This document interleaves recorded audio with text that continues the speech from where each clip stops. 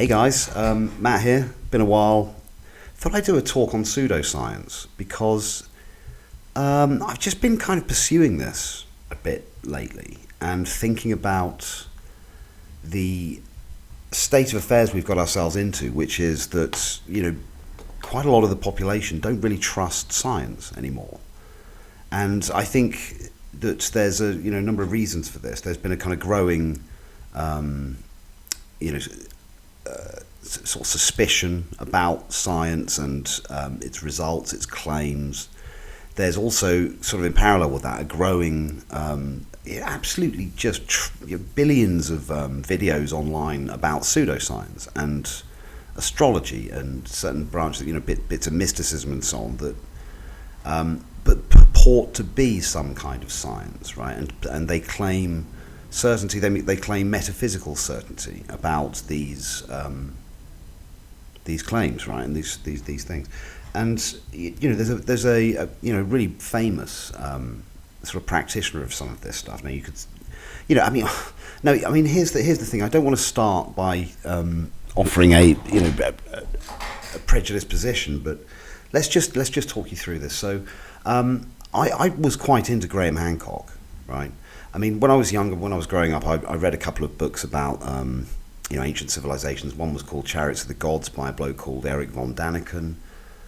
There was some other guy, was it Charoux? Was it Robert Charoux? I think a French kind of pseudo-archaeologist who provided evidence of kind of, astronauts and things like that, alien visitations and things. And it was really fun stuff to read about and talk about and speculate about, right? So this kind of thinking's been around for a long time, right? And then came Hancock, and he's kind of like he's the sort of new standard bearer of the sort of ancient civilization society, if you like, sort of picking up the baton from the likes of Charoux and von Daniken, okay? And, almost out of sort of just personal habit and sort of personal culture, I kind of thought, okay, let's have a look at Hancock as well. And so I've read a couple of his books. I haven't read his more recent one. But I obviously, as millions and millions and millions of people have, I watched his recent Netflix series. I can't remember what it was called. I'm not one for remembering much detail about things, right? but I found it really entertaining. And he went to all these various sites. He sort of showed that there were certain temples that were built on earlier temples, and he talked about underwater civilizations that could possibly account for stories about Atlantis from the likes of Plato and so on. So I suppose there is a very vague philosophical link with this. And of course, I think the philosophical link here is really, as I've sort of suggested elsewhere, that philosophy is about kind of sorting through scientific or pseudoscientific or any kind of knowledge claims, right? So, there is a philosophy of history. There'll be a philosophy of archaeology. There's a philosophy of everything, okay? So everything is fair game for us. And that's a beautiful thing, right? Because it means that nothing is out of our sphere of interest, okay? So Hancock's coming up with all these various claims, and one of his big stories is that the archaeologists or standard establishment archaeologists, right, don't like him and they're mean to him and so on. And that might be the case, but their response is, well, show us the evidence that you've got. And they're still arguing that he hasn't really provided any evidence for these claims. And I recently I got into this guy called Professor Dave, and he his whole game is debunking pseudoscience. I mean, he's really got it in for the creationists. He's really got it in for the what's his name, the mad chemist who says that that we've made no progress whatsoever on the question of biogenesis and so on. And that there's been no success in terms of simulating sort of early life conditions, amino acids or whatever. I mean, I'm no expert on this stuff, right? So go and look it up yourself. It's fascinating stuff. I'll tell you the name of the mad chemist who's absolutely spewing fire at this Professor Dave. They have a live debate actually, and it is actually a beautiful sort of it. I mean, it's quite disturbing at times. The guy really looks like his head's going to explode, but it's quite a beautiful example of the difference between scientific reasoning and unscientific reasoning. Unscientific reasoning almost always falls back on ad hominem. It kind of covers up its poorly thought out or unevidenced claims. It offers up appeals to all sorts of absurdity to kind of firm its position up, and it's just so clearly highlighted in that debate, right? By the way, this chemist is some kind of a creationist, and so he's just so obviously seeking out kind of justification for his creationist position, right? So let's get back onto the Hancock story. So with Hancock, again, it was entertainment. For me, it felt like sort of entertainment to speculate about ancient civilizations and so on, and maybe it's true and it's cool, man. And I thought, yeah, people should be looking into this, and yeah, maybe there probably is a problem with the establishment, because I've got anti-establishment type feelings, for various reasons that we don't need to go into here, because we'll go into them elsewhere, right? But so it kind of it struck a chord with me. I thought, yeah, we should be challenging old foundations. I mean, for example, I obsess about the idea that there's a materialist paradigm in science. I'm beginning to sort of rethink that a little bit. But I do think it prohibits certain theoretical advances, right? That some scientists are saying, look, well, we're just going to do it anyway. So thinking Nima Arcani Ahmed and Hoffman and so on and so forth. But my point here is that I think what Hancock is offering is some entertaining speculation. But he's trying to suggest that it's science. And I'm really beginning to think that it isn't, right? And why am I thinking that? Well, one of the things that Professor Dave, I would recommend his site. There's actually not all of it is just debunking pseudoscience, right? Quite a lot of it's really, really meaningful educational content about chemistry. The guy's extremely clever guy. He's not really a professor, so he's not, inside academia either, which kind of gives him a refreshing sort of edge on this stuff as well, in some sense. It's not like he is inside this establishment that Hancock suggested there is. But anyway, so within his presentation, there's a debate on the Joe Rogan show between this what's his name, Flint, right? Flint Dibble, his name is. I mean, you sort of think Hancock's really cool. He's English gent. He's a bit sort of eccentric. He's clearly educated, very articulate. And then Flint Dibble turns up, and he's all of those things and more. And he looks like Indiana Jones, and he's got a beard, and he's a totally cool-looking freaking academic, right? He's more eccentric and wild than Hancock, right? In terms of his, his the visage and so on. But he basically just said, look, Hancock's saying that archaeologists don't want to accept the idea of these, hidden civilizations and so on.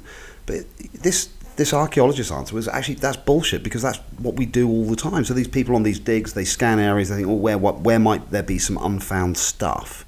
Right, so where are the likeliest locations in which we could find, evidence of human habitation and so on? And then they go and dig there, right? So that's literally exactly what archaeology is doing, right? And Hancock's only answer to this in this debate seems to be, you're not doing it enough, right? And he keeps banging on about the Sahara Desert, and it's like, well, you've only done 1% of it, but you can bet that they've done that sensibly based on reasoned decisions about where we should look, and maybe the areas that are more savanna-y than desert, perhaps there's more of a likelihood that we'll find something there, this kind of stuff, right? And then they'll use some kind of statistical distribution methods to improve their chances, right? So it's not like it's going to be 1% in one tiny little area, and this is all Hancock seems to be banging on about. And then Hancock shows him some pictures, the underwater civilization he's claiming might be related to Plato's underwater civilization city, what's it called? Atlantis. And they show it to the archaeologist, and he said, well, they just look like rocks, right? And Hancock's like, they've got all these straight lines, and then they give this explanation of why straight lines can occur in sedimentary rock formation, right? And if you look at it, it's just kind of obvious. It's exactly what would happen. You'd end up with these straight lines and these little cracks, straight cracks between rocks, and Hancock comes up with these pictures, and they just look like rocks. They genuinely do look like rocks. I mean, even Rogan kind of looks disappointed, and Rogan's a massive Hancock fan, right? But he's like, oh shit, is that all we've got? And then this archaeologist guy picks up, it shows Hancock some pictures and says, well, here's some other rocks that we found that actually really do look like civilizations, right?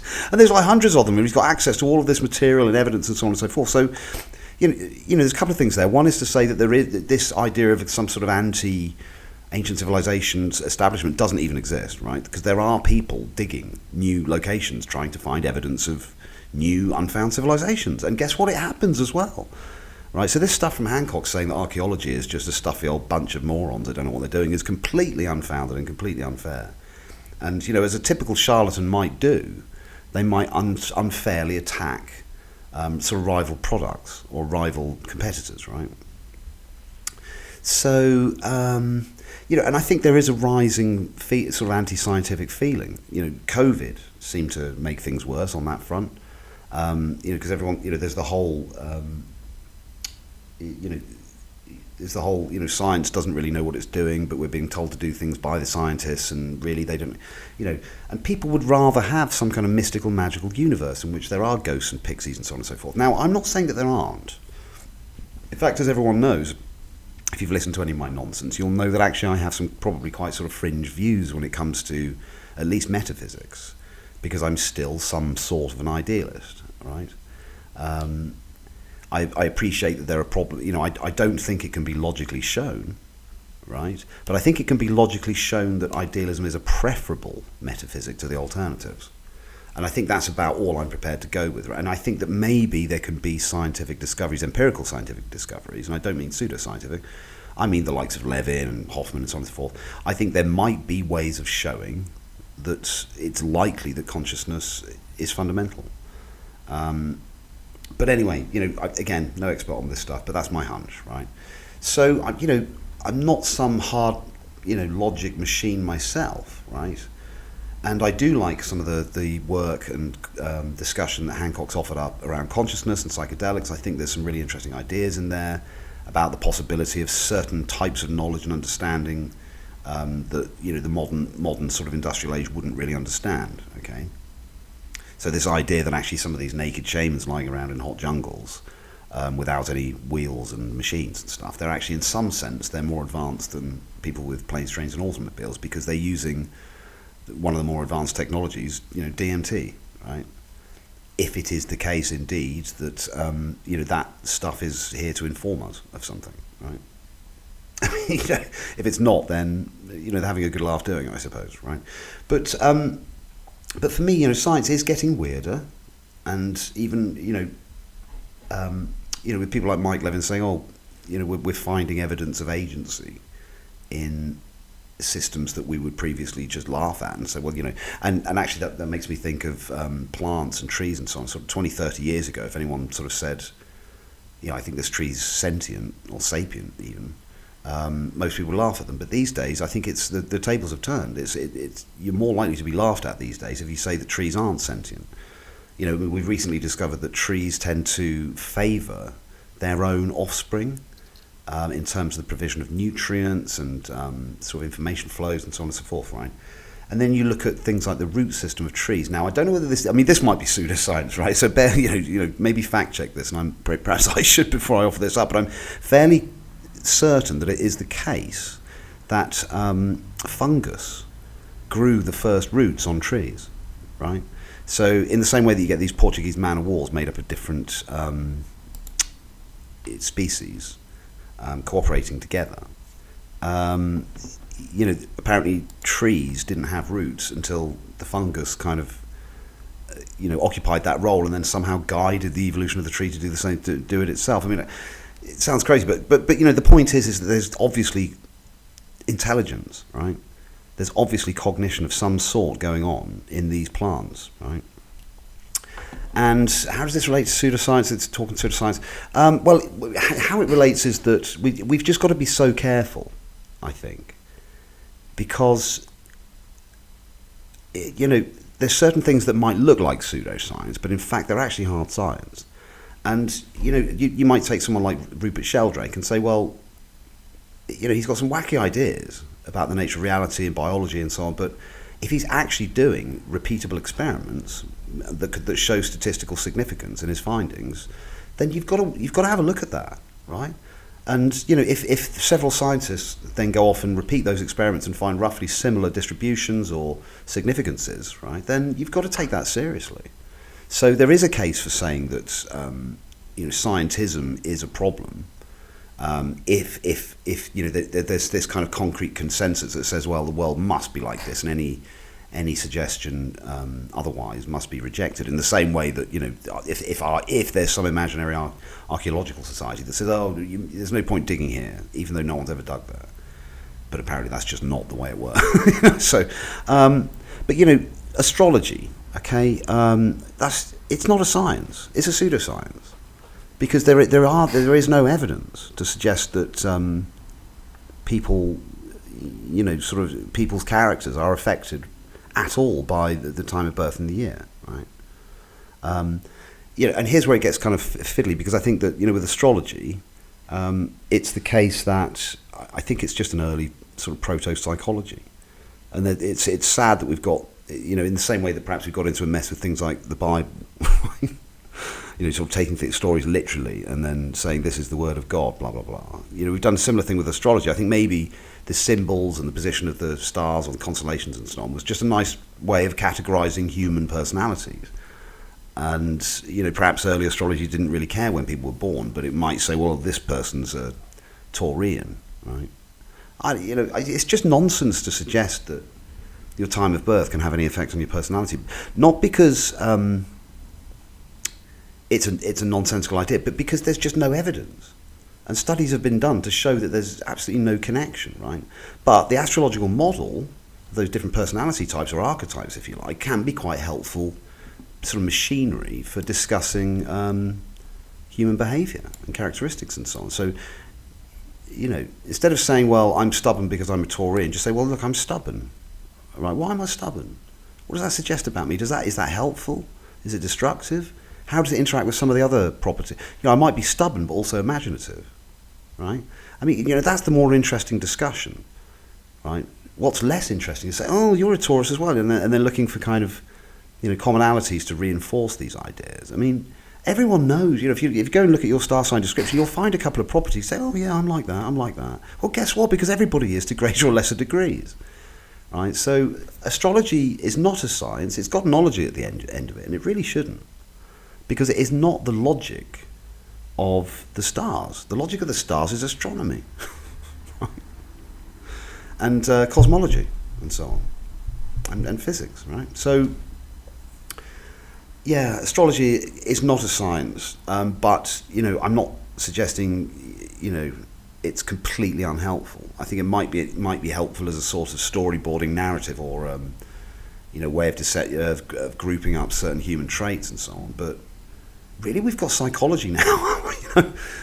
You're better off sort of learning what we do know about the human mind and behaviour, which is psychology, right? And maybe anthropology, maybe biology, maybe physics, because all of these actually really do have demonstrable effects.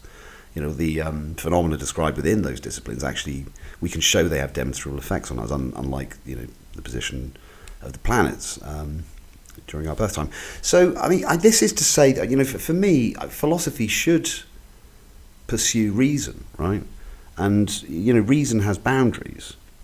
You can't say, well, we don't really know whether there were ancient civilizations before the Ice Age, and we haven't got any evidence to show that there were, but we're going to say there were. I mean, that's just obvious charlatanry, isn't it? Right? Like these sort of fortune tellers, or these horrible guys that do, that talk to your deceased loved ones, and some of them go on TV and do it. Right? You've got 300 people in the audience, and they say, "Is there a Tom? Anyone lost a Tom?" Right? There's probably like a 200% chance that there's someone with a lost relative called Tom in that audience, right? And so on and so forth. So, they eventually narrow it down as like, oh, did he die of a heart attack? Well, there's probably a 1 in 2 chance that all of the Toms, died of a heart, and did he have a dog? And then you're just working through the data here, and it's just, it's a disgrace, okay? So, for me, pseudoscience is a freaking waste of time. It distracts people from what might actually be helpful. Maybe it's not a complete waste of time because it brings its, it has its own community, just like the church has its own community, and so there might be some social benefits that come through this. But really, when it tries to present itself as knowledge or understanding or science, it really ought not to do that, because it is not. It fails the test of the scientific method, which is, demonstrable evidence, hypothesis, findings to support that hypothesis, which have to take the form of empirical data and evidence, right? You can't do armchair reasoning about archaeology and history. It has to be based on what you've dug out of the ground. And guess what? Hancock has never dug anything out of the ground because he's not an archaeologist. So him, waging war on the whole archaeological establishment is just completely ridiculous. And I tell you, in this Joe Rogan debate, he was torn to shreds by this actual archaeologist. And, it actually got more interesting when Rogan was just talking directly to the actual archaeologist, because then there was some really interesting science and stuff going on, whereas Hancock was just looked whiny. And I hate to say it because I used to be a bit of a fan of his, and I still think there might be a place for characters of his his approach and so on, just because it might spark an interest in ancient civilizations and get other people to start reading history and archaeology and so on. But what worries me is they might just be sent further and further down the sort of pseudoscience avenue and end up reading the rubbish books, like von Daniken produced, like the ones I write.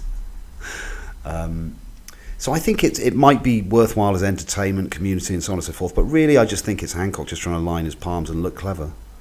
And I think the more I kind of investigate his thinking and his work and this debate on Joe Rogan, the more I think that, he's just a businessman.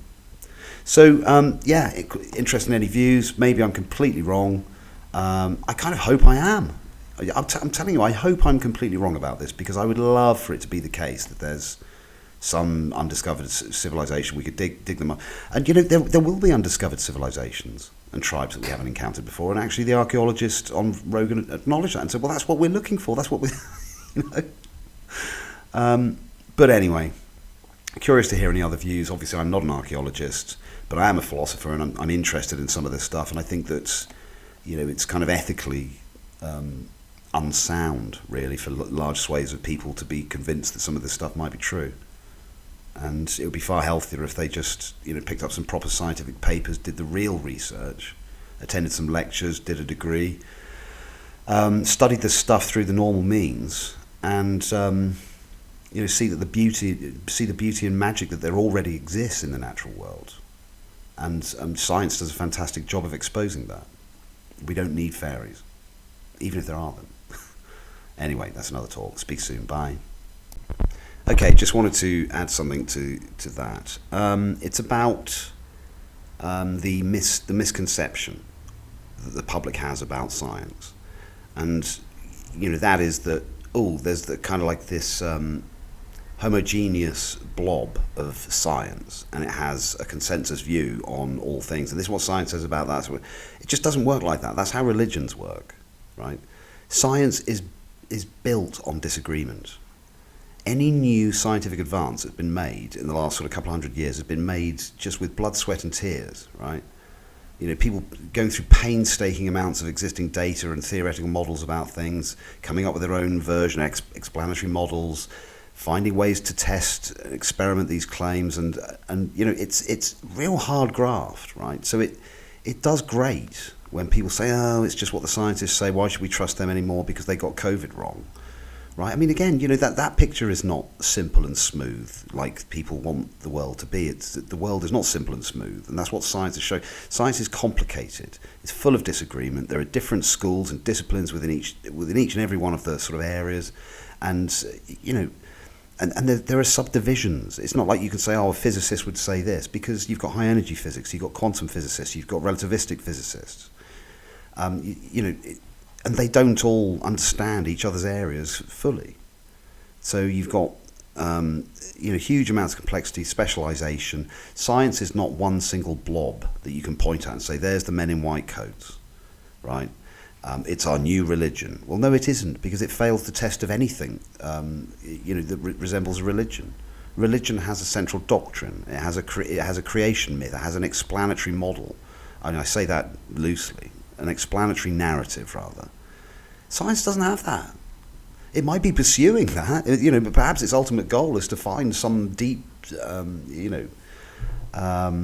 solution to the world as we see it. Some maybe like the free energy principle, the least action, or something that it kind of explains this complexity and consciousness as well. Maybe Wolfram's Rouliad or something like, the kinds of things that we might need, right? But science isn't there. It's still got its hands in the dirt, right?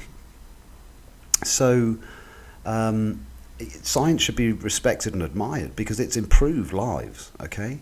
I know it's given us guns and bombs and horrible misuses of knowledge and scientific understanding. I get that. But it's also given us hospitals, medicine, improved longevity, improved healthcare, literacy, mathematics. It's given us art, right? Because without scientific advances, then methods in art wouldn't improve. Okay, it's given us music record. It's just endless. So people need to get off science's case and actually just become scientists for a while before they criticise this thing that they think is called science.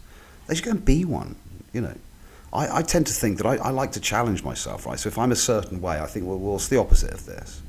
Right, so I used to have a fear of heights, so I thought, I'd throw myself out of an aircraft, right? Only 3,500 feet, static line, one of these chutes that just opens themselves. I didn't want to jump out the plane, by the way, and the instructor just kind of gave me let's say a helpful nudge, which I'm very, very glad to this day that he did. And I would shake his hand and thank him for doing so, because it was one of the most amazing experiences of my life. It didn't completely obliterate my fear of heights, but it tempered it somewhat. I can go up ladders and stuff now, because I just think, well, it's nowhere near as bad as that, right? But, so I like to kind of, if I'm, so recently, for example, I've been banging on about idealism, so I've been looking into the opposite and having conversations with people that have, issues and reservations about, at least Kastrup's view of it. So you've got to look at the opposite, right? And, to sort of know something, for me, is to have considered all of the alternatives. Right, it's kind of Sherlock Holmesian in a way, isn't it? It's like no matter how absurd the conclusion on the table is, if it's the only one left after you've eliminated all of the other possibilities, that's probably right.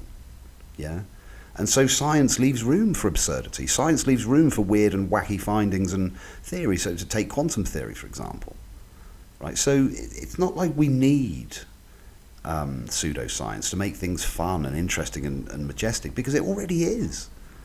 In fact, in some sense, pseudoscience detracts from it. I mean, I've been looking at some of these kind of, pseudo-scientific spiritualist teacher-type people, banging on about quantum mechanics and resonance and frequencies and stuff. I mean, hey, guess what? Some of that stuff might be true, but we've got no evidence for it.